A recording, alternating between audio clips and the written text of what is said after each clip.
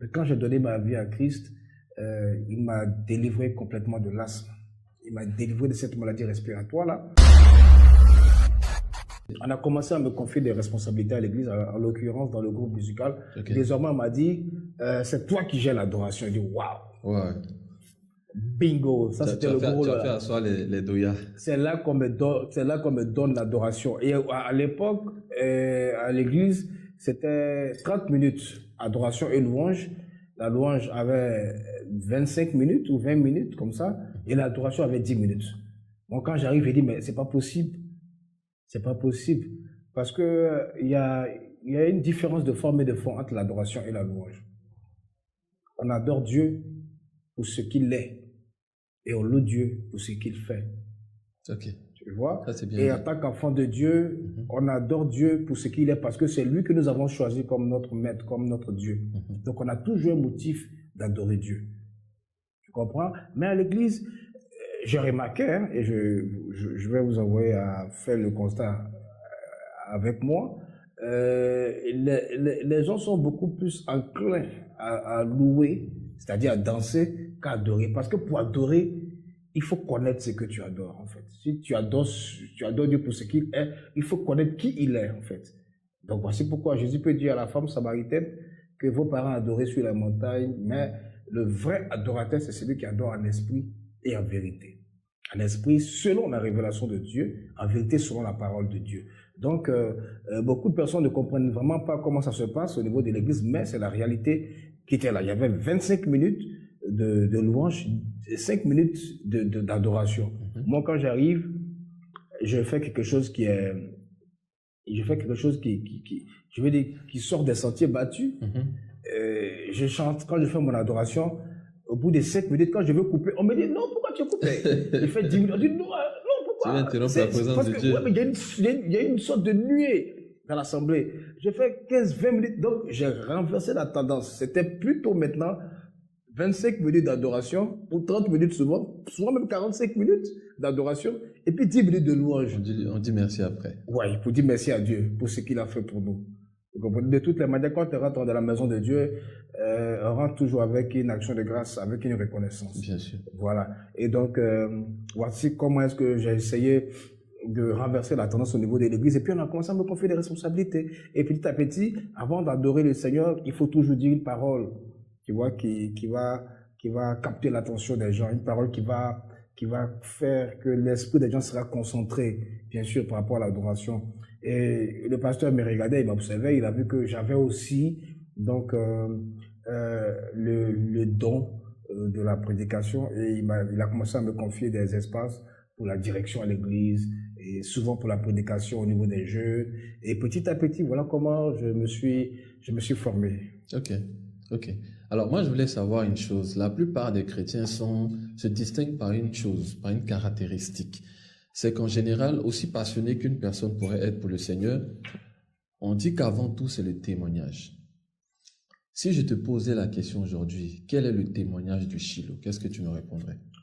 Quand on raconte Christ, il faut qu'il y ait un changement. Parce qu'au final, on se rend compte que, ok, tu es né dans une famille chrétienne, tu as évolué dans le Christ, et puis tu arrives à l'église. Donc finalement, est-ce que tout a été simple? Voilà. Quel est ton témoignage? Tout n'a pas été simple parce que le Seigneur a fait beaucoup de choses dans ma vie. On va prendre le cas de ma santé. J'avais une santé très fragile avant. Je ne mangeais pas tout. Je me souviens que quand je mangeais l'escargot, il suffit juste de goûter la sauce de l'escargot ou de croquer un morceau d'escargot. Et je commençais à avoir des boubouilles. Ok. Je commençais à avoir des grosses plaies sur moi. Tu fais une allergie. Je bavais, c'était une allergie grave. Wow. Je n'ai jamais su pourquoi, mais dans la famille, je me suis rendu compte qu'il n'y avait pas que moi seul qui avait cette allergie-là. Il y avait aussi certains de mes frères et de mes sœurs.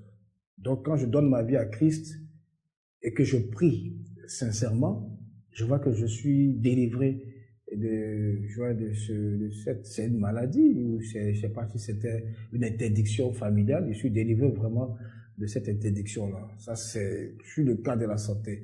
Mais j'étais asthmatique, mais chronique avant. C'est-à-dire, je ne peux pas m'asseoir dans cette salle-là ici sans que vous n'entendiez mes bouffées me bouffer des respirations. Toujours, j'étais vraiment asthmatique. Comme on dit, tu cherches l'oxygène. Je cherchais l'oxygène, je me promenais toujours avec la bombe aérosol. J'étais gravement asthmatique. Je me souviens qu'un jour, j'étais dans le bus avec ma mère. Ma mère travaillait à Koumassi, nous on habitait à Yopougon. Et ce jour-là, elle a voulu m'envoyer en consultation parce que j'avais piqué la crise d'asthme. Et dans le bus, on est parti, ils ont fait la consultation. Au retour, je tenais pas, je suis tombé dans les pommes dans le bus. On a dû me soulever, me faire sortir parce que le bus était chargé aussi, il faut le dire. Donc quand je sors, je prends un peu une bouffée d'oxygène et puis ça commence à aller. J'étais vraiment, je piquais des crises incessamment chaque semaine. Mais quand j'ai donné ma vie à Christ, il m'a délivré complètement de l'asthme.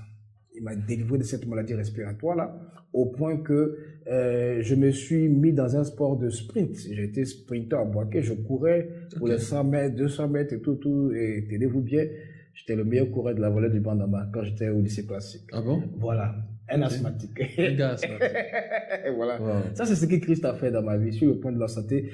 Comme je dis, j'avais une santé très fragile, mais aujourd'hui, par la grâce de Dieu, quand je pars à l'hôpital, c'est vraiment pour me reposer. J'ai accumulé une grosse fatigue, ou bien c'est la grippe, c'est sans ces petits mots là où je peux prendre un cachet pour me relever. Donc voici ce que Dieu a fait pour moi. Il a énormément fait. Et sur le point de la vie personnelle, parce que tu sembles être. Tu m'attends en fait. En fait, c'est là que toi tu m'attends. Tout ce que je raconte là. Non, tout ce que ça tu t'intéresse racontes, pas. ça m'intéresse pas. Ça c'est pour les autres. Je t'attends là où tu sais que je t'attends. Mais écoute, À moins que tu ne veuilles pas en parler. non, mais Par rapport aux pourquoi? récents événements. Pourquoi? Écoute, comme tout jeune normal, hein, tout jeune normal, à un moment donné, on a envie de s'exposer au plaisir de la chair, on a envie de découvrir les sensations, hein, on a envie de ressentir, tu vois, beaucoup de choses. On a envie de ressentir des sensibilités. Et donc, la puberté aidant, on s'expose au plaisir de la vie. Hein, et comme tout jeune, j'ai connu un moment, je veux dire, très noir en ce qui concerne donc la sexualité juvénile, où on enchaînait des relations avec plusieurs filles, plusieurs partenaires, et tout par la grâce de Dieu, on n'est pas arrivé à ce qu'on appelle, comment on appelle ça, les partouzes. Moi, j'ai jamais connu ça. Okay. Les partouzes, c'est vrai qu'on avait multiplié les partenaires sexuels dans le temps. Voilà, mais après. Mais à quel moment tu décides que cette vie-là n'est pas pour toi? Alors, je décide. Qu'est-ce qui se passe? Est-ce qu'il y a un déclencheur? Voilà, quand je commence à être à fond dans l'office de chantre, et qu'on me confie des responsabilités, et je me rends compte que Dieu utilise ma voix et le talent qu'il a mis en moi pour guérir des personnes pendant que je chante, parce que pendant que je chantais, il y avait effectivement des personnes qui criaient, il y avait une sorte d'exorcisme qui se passait, il y avait des personnes qui avaient une orientation dans la tête, il y avait des personnes qui pleuraient, en tout cas, il y avait un mouvement de l'esprit. Et quand je me rends compte que Dieu m'utilisait pour ça, et qu'en retour, j'avais une face hideuse de la personnalité qui était devant, donc ces chrétiens, ces fidèles à chanter chaque dimanche, et à côté de ça, je pratiquais quelque chose qui me mettait à mal, et je prends conscience un matin, et j'en sors, et je vous raconte une histoire. Un jour, j'ai bloqué le compteur de l'impudicité. J'ai bloqué le compteur de l'impudicité. Ouais, j'ai bloqué le compteur de l'impudicité parce que je me suis retrouvé un jour, le même jour-là, à sortir 3 filles. Dans la même journée? Oui, dans la même journée. À sortir 3 filles. C'est-à-dire, il y avait une pour le matin, et quand elle est partie, quand c'est comme ça, quand elle est là le matin, en 10h, 11h, tu veux voir quand ça finit, tu veux qu'elle parte parce que faut que tu bosses après, tu vois. Et tu commences à t'énerver, tu t'es patiente et puis bon, elle dit bon, je m'en vais, mais tu me chasses, faut partir. Parce que toi, tu sais que. Ouais, parce que oui, tu as déjà calé ton truc au téléphone. Okay. À midi, il y a une autre qui se ramène et elle est là et voilà. Après, machin, et tout ça, tu es pressé qu'elle parte aussi. Et le soir, il y a une pour dormir en fait. Ah, celle qui va passer la nuit. Le soir, ouais, il y a une qui passe la nuit. Donc, c'est très tôt le matin, il faut qu'elle parte. Il faut qu'elle parte. Mais tout ça. Une autre peut éventuellement. Voilà, tout ça, c'est précédé par une consommation d'alcool. Parce que, Oui, Parce c'est-à-dire, qu'il faut, ouais, comment dire, il faut un excitant, il faut un calme, énergisant. voilà, j'étais calme, j'étais timide, il faut un excitant. Et je pense que c'est l'alcool qui me prédisposait à faire toutes ces choses-là.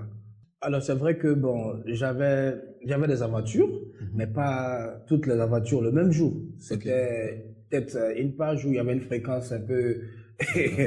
je veux dire, un peu espacée, et chaque 2 jours. Mais ce jour-là, je bloque un compteur, je fais Mais, trois mais, conquêtes le même mais jour. moi, je me dis, ça répondait à quoi? Il y avait un challenge avec des amis, c'était un challenge personnel où Aucun tu te dis, challenge. j'ai jamais fait ça, Aucun challenge, j'étais tu possédé. voulais faire quoi? Non, aucun challenge, j'étais possédé par un esprit de séduction. J'étais possédé. Je Donc, pense, est-ce j'étais qu'on pas pourrait, est-ce qu'on maître. pourrait dire que tu es victime? Tu es une victime parce que certains vont même jusqu'à dire qu'ils sont victimes, on va dire, de leur charme ou ils sont victimes de leur attirance. Parce que toi, le même jour, on a l'impression que tu pouvais le faire, donc tu l'as fait. Non, mais je pense que quand un démon te possède, ça n'a rien à voir avec l'apparence, ça n'a rien à voir avec le charme que tu dégages. Ça a tout à voir avec l'esprit qui travaille en toi.